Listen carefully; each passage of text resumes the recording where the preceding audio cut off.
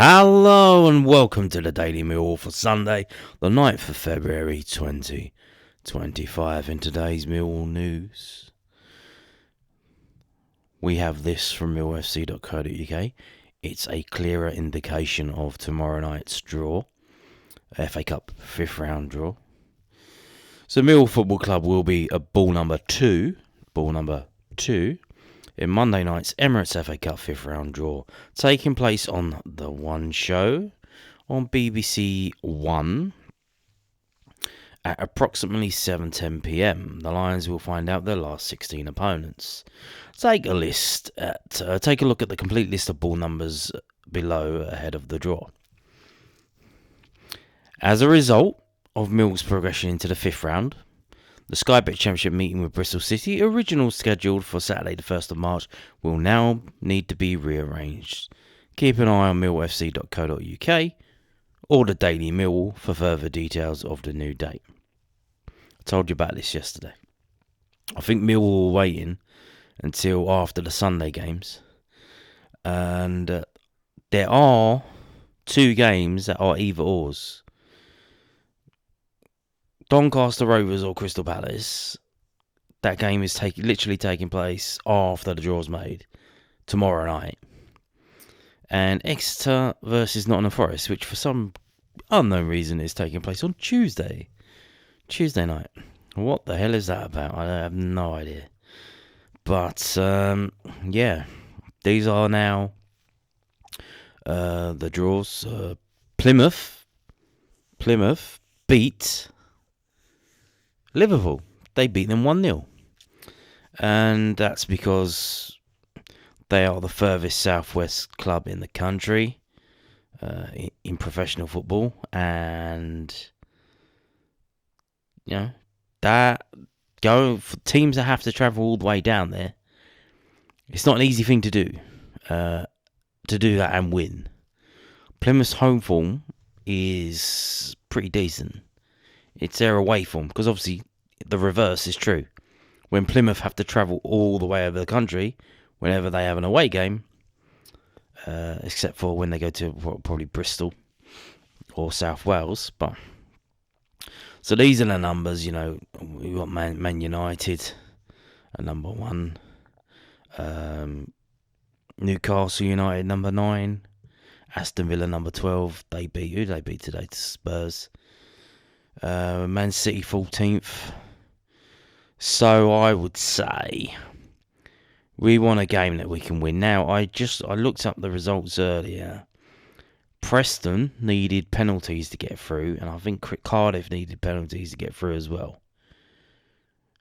So I think, obviously, people always want the big teams, but I think in this next round, if we could get Preston or Cardiff, especially if it's at home, and then in the quarterfinals, let's get a bigger team.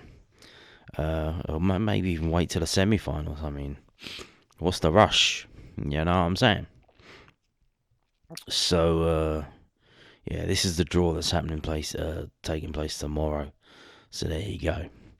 Now, what do you do if your business model involves selling details of transfer speculation to fans when the transfer window has closed?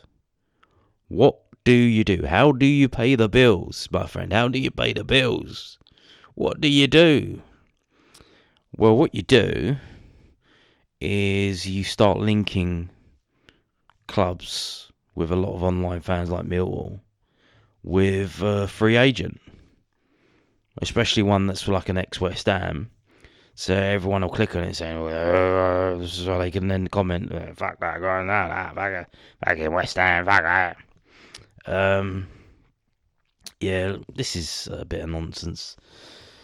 So obviously the window's closed, and then we have to wait until, I would say, probably the end of April before we start getting speculation on summer transfers and stuff, players out of contract being let go and stuff.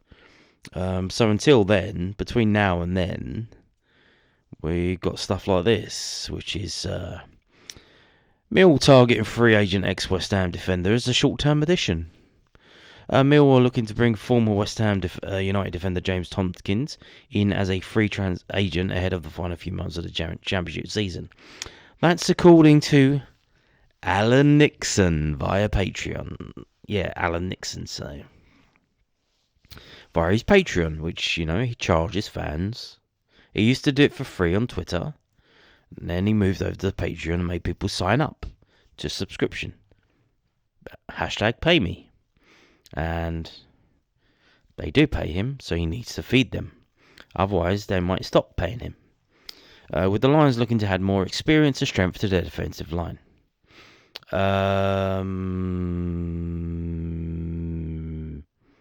No. How? Why? In what reason? Is someone injured? Did someone get injured yesterday? Was this I don't know.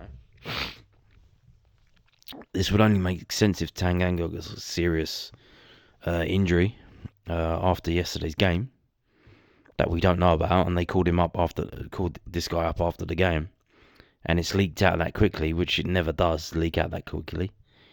So this is apparently Richard Corley's on Twitter's already said this is rubbish. Alex Neil side are embroiled in a 10-team battle for the final 2 playoff places. Despite being down to 14th, they are just 5 points off 6th place Blackburn Rovers and 7 points off West Bromwich Albion, who are in 5th. Mill won their last 4 matches in all competitions and saw themselves past Championship League leaders Leeds United in the 4th round of the FA Cup on Saturday in a 2-0 win at Ellen Road. The January transfer window came to an end on Monday, but Neil was not showing any signs of slowing down in terms of bringing in new players. Tompkins is now at the top of his list, as per Nixon's report. Okay. However, the 35-year-old has been without a club all season after leaving Crystal Palace, and he will have to be enticed out of what is seemingly a retirement if he's moved to Den. Well, he's not going to. None of this is true. Local South London journalist Rich Corley has played down the links with Tompkins and Millwall, but Nixon has further doubled down with his report, stating that the contact has been made with a veteran defender ahead of a potential deal. So, again, here's the thing. If this is true, what's going on there? But then Richard Corley said it's not true. And then so they're saying Alan Nixon responded, no. It is true. Okay. So we'll wait to see. But I mean, he hasn't played all season. Is he still is he in shape? By the time he comes in, by the time he gets match fit, it's gonna be April or so. Talking of free agents and players who were free agents in the summer, I want to mention something. I mentioned this before in terms of the youth team, the under-21s, etc., producing talented players. Even if they don't go on to play for Millwall's first team. Even if they go out there and they perform at other clubs, and then people look into him and say, where was he a youth player? Oh, Millwall. You want them to go, oh, he was at Millwall, was he? Oh, okay. Oh, you want that. Because you want the Millwall youth team brand to mean something in football. So that you can point to someone and say, this guy was at Millwall, this guy was at Millwall, this guy was at Millwall, this guy was at Millwall under-21s, this guy was at Millwall under-18s. Even if they've never played a single fucking minute for Millwall's first team. You just want that reputation to be there. That Millwall youth team produce professional footballers. And here we go. Today in Scotland, Glasgow Rangers have been beaten by Queen's Park 1-0. Seb Drozd scored the goal. He came off the bench, and 3 minutes later he scored from a corner, from the secondary play coming off of a corner, and he made the goal after picking up the ball. And he was released in the summer, and we'll just get through. If you haven't seen it, this is an historic fixture. Not as much as I thought it was, because I've just had a little look and seeing what's going on. So I think he was injured at the end of last season. If you don't know him, this is the one there on the left. That's him there. He's grown his beard out and he's grown his hair out. So he might look a bit different to what you think he does. I just had a look at them. I didn't realise. So there's a lot of things going on at Queen's Park. I always thought they were like bottom of the table, like Scottish Division 3, not very good. And there's a reason for that. They were an amateur team. Since they were started until 2019, when they became a professional outfit. Since they've become a professional outfit, they have been promoted a couple of times. They now have found themselves in the Scottish Championship, and they're like fifth in the table. So they are competing to go up. And the manager that they brought in January 2024 is Callum Davidson, who was Gary Rowett's assistant when he first joined Millwall. And then he left to become St Johnstone manager. So here he goes. He picks up Seb Drozd. And Seb Drozd is, scores the winning goal that knocks Rangers out of the cup. I mean, wow. Not only that, but obviously it wasn't just that. Rangers had a penalty in the 5th minute of injury. It's funny how that happens, isn't it? They got awarded a penalty in the 5th minute of injury time at the end of the game. But he got saved. So the refs can only do so much. They can only do so much. I actually like Glasgow Rangers. I bet better than the other mob up there. But, there is a massive bias in terms of the refereeing up there. It's well known, it's quite famous. But yeah, Queen's Park, Seb Drozd. So this is in the Scottish Championship, which I don't know if that's the level decent enough for our under 21s to go there on loan, because it was Callum Davidson's there. Glasgow, Queen's Park is Glasgow. They still play at Hampden Park, even though they get crowds of about 1,000 people. So I mean, man, look at that. Drozd had been on the pitch less than 3 minutes as a replacement for Hurst when he latched onto a corner from Lewis Longridge, left the Brazilian defender Jefte for dead and drove through the legs of Kelly from 12 yards before running to take the acclaim of the ecstatic travelling fans. So yeah, like I said, there you go. And this is from Football Fragmento. I've shown you this on the channel before. This is a list of all the clubs, the players that they released last summer. And then the guy who does this website is updating it when they get signed up by a club. And this is the under 21 players who were released by Millwall under the 18s, by the way, who were released last summer. And Abdul Malik went to Bournemouth Wood, Boateng went to Sutton United. George Walker's gone to Hastings, and Seb Drozd didn't have a club. I think he may have been injured. He didn't have a club. And I didn't even know about this. I didn't even know he went there until this just popped up. And he signed for them in October. In October he signed for them. He's got a 1-year deal with an option for another year. And like I said, so they've got a director of football now. They're like a professional football team. They're signing players for England from the English system and all that. So, there you go. This is from queensparkfc.com. .co.uk. So there you go. This is a Millwall youth graduate, Millwall under 21 player, making his mark in the footballing world. So it's good to see. It's fantastic to see. And like I said, I think he did make the bench for the Millwall first team. I don't know if he played, but it's good to see. This sort of thing. It all helps. Like I said, you want that reputation that when someone says, "Oh, where did he play?" I'll say, "Oh, we came from Millwall youth team." Oh, did he? Oh, nice.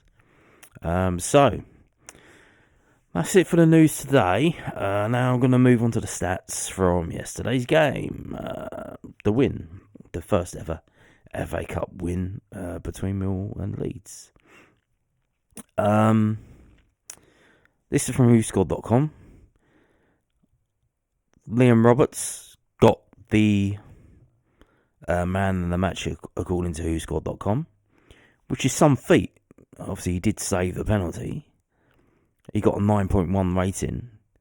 But when Femi Aziz scores 2 goals, when you score 2 goals in a match and your goalkeeper gets man in a match, I mean, that's got to be something, isn't it? I think so.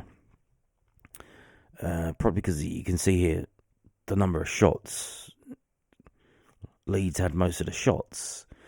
If you go down into the middle, you can see attempts on goal 13-9, open play 10-5, set pieces 2-3, counter attack 0-1, penalties 1-0. We scoring 2 goals from 9 shots. That's a 22% conversion rate.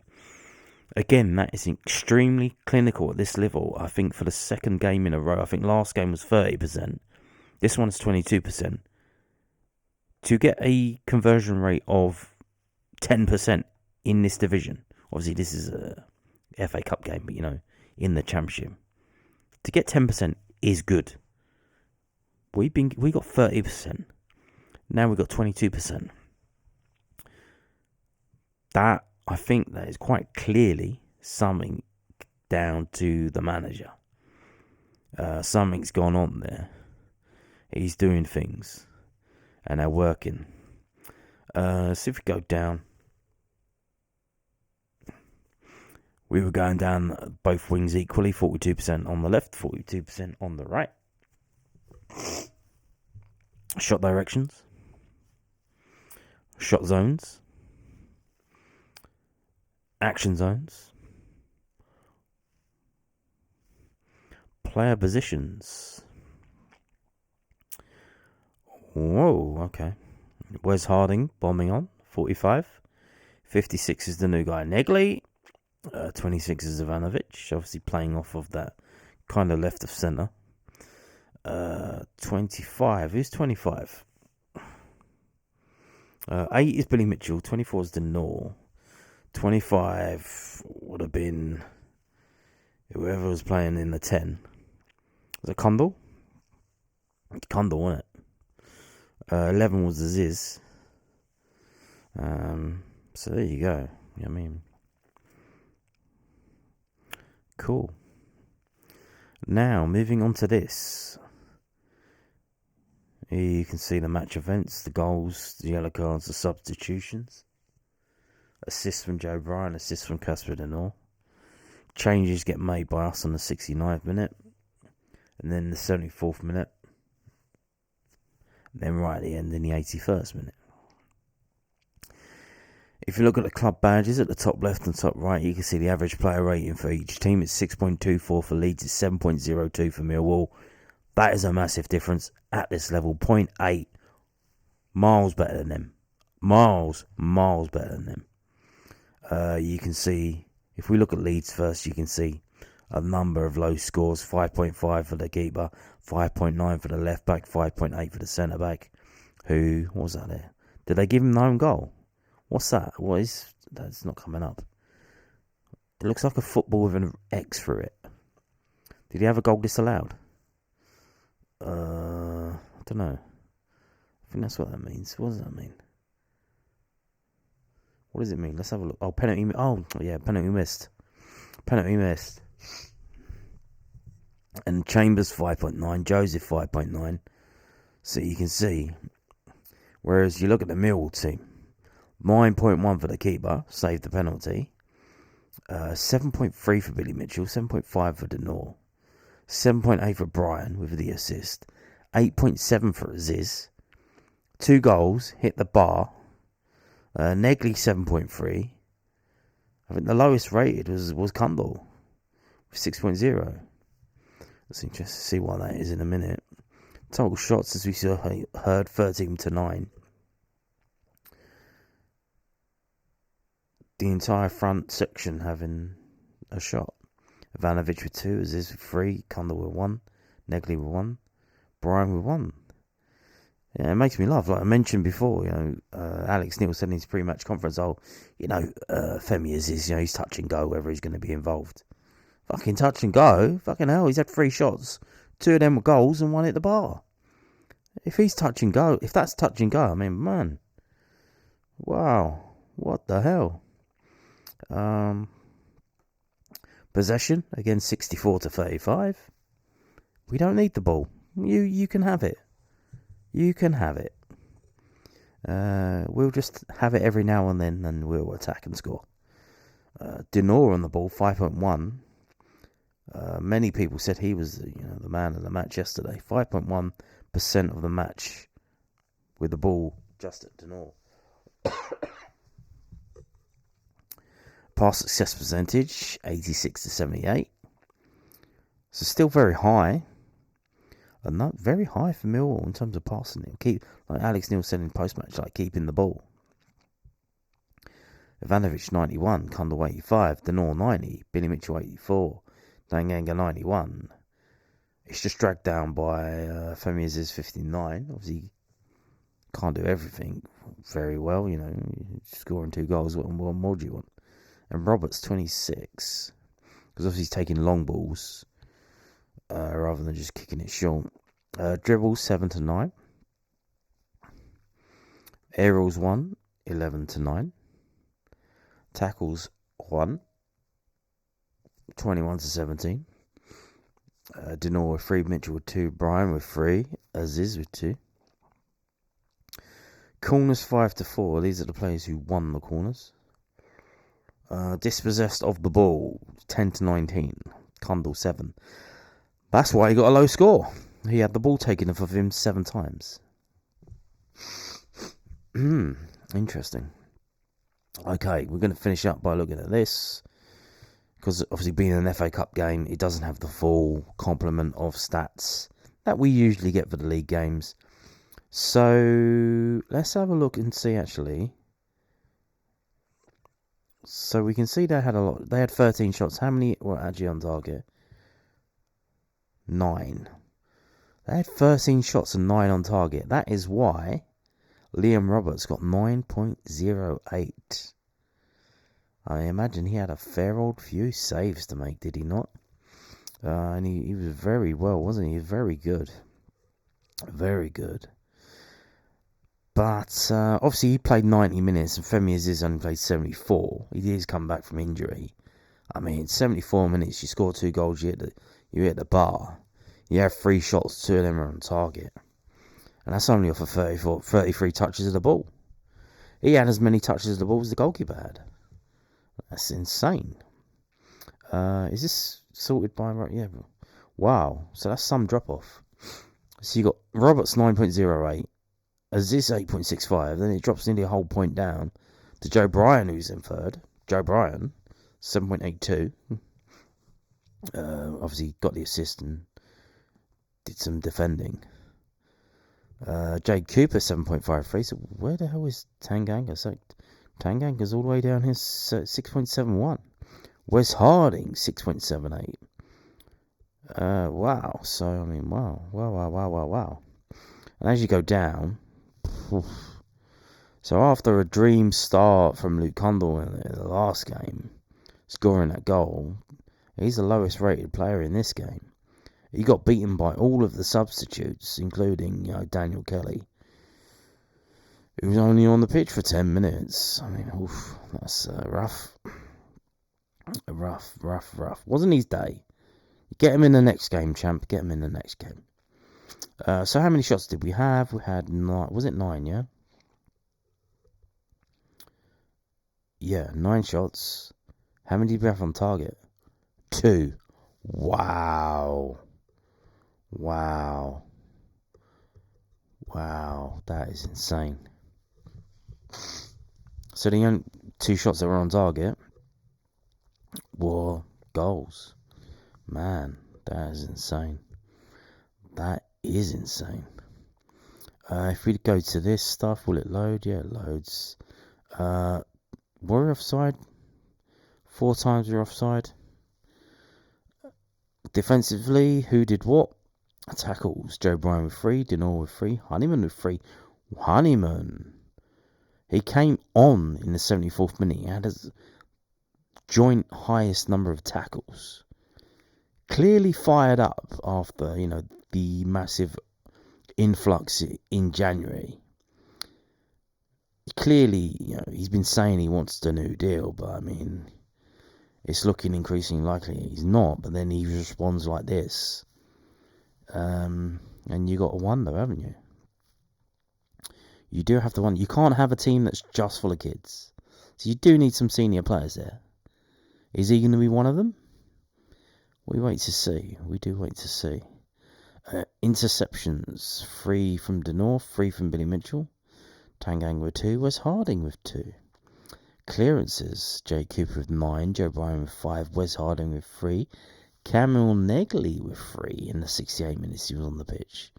Defensively, doing stuff, I imagine that's from corners and stuff, yes. Blocked shots: Cooper, Denor and Wintle with 1 apiece. Passing wise, the most amount of passes: Denor, 50. And then a bit of a drop down to Jake Cooper with 35, Tanganga with 35, Lukanda with 33.